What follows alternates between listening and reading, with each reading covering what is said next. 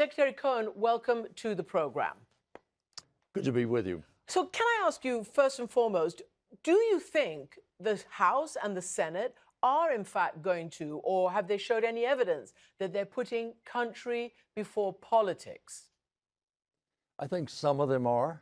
I believe the Democrats, who are now leading in the House, are trying to get at all of the facts as best they can.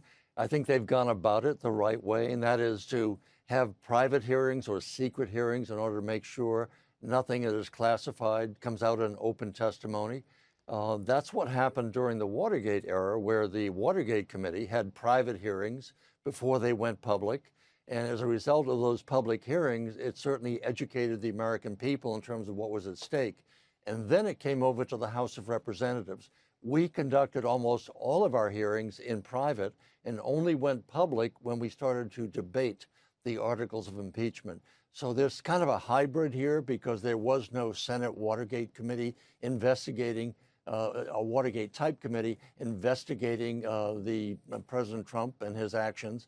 And so it's a hybrid now where the House has been required to go and dig out some of the facts before they go public, and then they'll go public, I assume, within the next 2 weeks. So it's very interesting that you are really, hammering this fact that they have been doing their job behind closed doors because they needed to get all the relevant facts before they could go public. I mean, I assume you're saying that to answer the chorus of criticism from the Republicans and from members of President Trump's base, that this is somehow, as he says it, a kangaroo process with everything happening in a non-transparent way. Well, like much of else what is being said, it's false. Number one, Republicans have been in the hearings behind closed doors. The spectacle that we saw last week with 40 or 50 Republicans storming the Intelligence Committee room was just that. It was a spectacle because many of those who were storming the doors actually had seats on the inside and could have sat there if they hadn't at any time during the course of all of these hearings. So I think it was more for a show. It had little to do with the facts, and the facts were being gathered by Republicans behind closed doors as well as the Democratic majority. And so now we'll go public, and I think it's really important. It's not enough to have Robert Mueller just read from his testimony what he had gathered as his findings. It's really important that those who have key information go before the American people, be subjected to critical examination and cross-examination so the American public can understand what's at stake. And what's at stake is the rule of law, and whether or not the president has breached that rule, whether or not he has engaged in conduct, which, in my opinion, on its face is impeachable, namely to call upon a foreign government to dig up critical information or dirt on a potential campaign competitor in the following in next year's race. Mm-hmm. So I think that is something which, on the face of it, would be an impeachable offense. Let me ask you, you mentioned rule of law. That's obviously the fundamental principle of one of the main principles of the United States and the democracy there.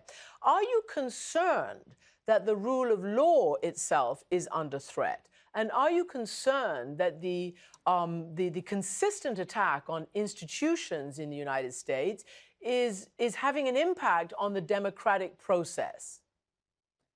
I am.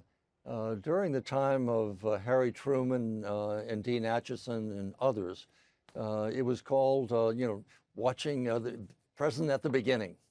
I think we're present at the end of that process. They were present at the beginning of setting up these key institutions in the United States and elsewhere, which helped to maintain, for the most part, peace and stability for the past 70 years. I believe that President Trump is in the process of knocking down those pillars. And so he feels that he doesn't need any of these other institutional guards as such to make that he feels that he alone can take action without regard to any of the other institutions which are there to make sure that the rule of law stays intact. And so that only I can do this. And that has the sound of, a dictator or dictatorship, where only I can solve this problem. I don't need you for a consultation. I know more than the generals. I know more than the ambassadors, and I alone can take this action without regard to you, Congress. I don't need you. I don't have to come to you. And therefore, it becomes one-man rule. Now, if the president can do that in his first term, what would we expect if he has a second term in which there's no need to go before the electorate again? There's no need to go to Congress to say, gee, I'm sorry, I broke this rule. There'll be no rules that will go unbroken, in my opinion, because he feels that he is above the law, that he is the face of the law, that he is the face of the Justice Department, et cetera. So I worry about the future as much as I worry about the present in terms of what is happening. I want the president to abide by the rule of law, and I want Republicans to say, Mr. President, when you step over this line, you have to be held accountable. You cannot go to a foreign government and ask for assistance against dirt on your future opponent. That crosses a line which should not be crossed. Now, whether the majority in the Senate, the supermajority in the Senate, 2/3 of the Senate will vote for removal, I think at this point is rather doubtful. But in any event, even if doubtful, it is important for the American people to listen to the facts, to say, you may think it's okay for this president, but do you want to set the standard and lower the standards for every other president in the future? Because what is good for President Trump will be good for them. And I've always believed I want to look up to the president. I want to see the president as the shining example of what the rule of law is supposed to look like in America and why we treasure that rule of law. Because if you don't have the rule of law, you have the law of rule. And that's something the president seems really more akin to. He likes President Putin. He likes Kim Jong-un. He likes President Xi Jinping. He likes President Erdogan. He doesn't much like our allies in terms of paying the same kind of tribute to them that he does to those who have the kind of one-man rule. I mean, you have just laid out a pretty alarming scenario. I mean, if I had to sum it up, you are pretty much saying that potentially the United States is on a sort of route to anti-democracy. I mean, almost tyranny, you've just said. And from somebody like yourself, who's a pretty moderate Republican who served a Democratic president, you're not a flamethrower, it's pretty alarming. I wonder whether your former colleagues or current members of Congress, whether the House or the Senate, are listening. And you, of course, signed a letter with 44 other formers, Republicans and others, about this issue. And yet, the Boston Globe has said, where are you all? Where are you all? Where are the Republican senators or congresspeople who actually did what they had to do according to the rule of law during the Watergate era? Where are you all, apart from you speaking out like this? Well, many of the Republican senators with whom I served feel exactly as I do. They are worried about where the country is heading. I would ask everyone to go back and read Orwell's 1984 and look at what he was writing about in a fictional sense and saying, is that where we're headed? Where you have a ministry of truth in which you can tell the biggest of lies and you repeat them over and over again until they're accepted as the truth. So you have a situation where the words like war really means peace, or ignorance really means wisdom, or slavery is equal to freedom, and 2 + 2 = 5. That's pretty fictional, but it's not too far removed when you can have the President of the United States say, yeah, I wrote this letter, and it's a perfect letter. And I would say, yeah, perfectly corrupt in the sense you're trying to dig up dirt through a country that is beholden to us for its security in order to get that security delivered to them, but only if you give us this information on Joe Biden and his family. And so you keep repeating, it's perfect, it's perfect, it's perfect, and people pretty soon will say, yeah, it is perfect. So that's why it's important to have these public hearings so you can have Ambassador Bill Taylor, Ambassador Yovanovitch, you can have a Lieutenant Colonel come forward and say, here is what I heard. This is why it alarmed me. And this is why every American should be alarmed about this, because this is not what we do. This is not how we act. We don't ask Russia, if you're listening, come on in, see what you can dig up on Hillary Clinton. If you're listening, Ukraine, come on in and get some dirt on Biden. If you're listening, China, come on in, we're open for business. That's not something that we can accept, or we should not accept. And to the extent that the American people feel it's okay, then I think we're headed down a very dangerous path, one that every American should be concerned about. So let me ask you about the American people, because clearly the idea of an impeachment is a very divisive and traumatic one for the nation. They've been through it once or twice before. It's rare, but it's happened. And it is traumatic. And people will also say, as President Trump's allies have said, that it's simply an attempt to rob an elected leader of his position. Are you concerned, given what we're seeing in polls right now, that this could be even more divisive, even more traumatic than the rule of law being upheld?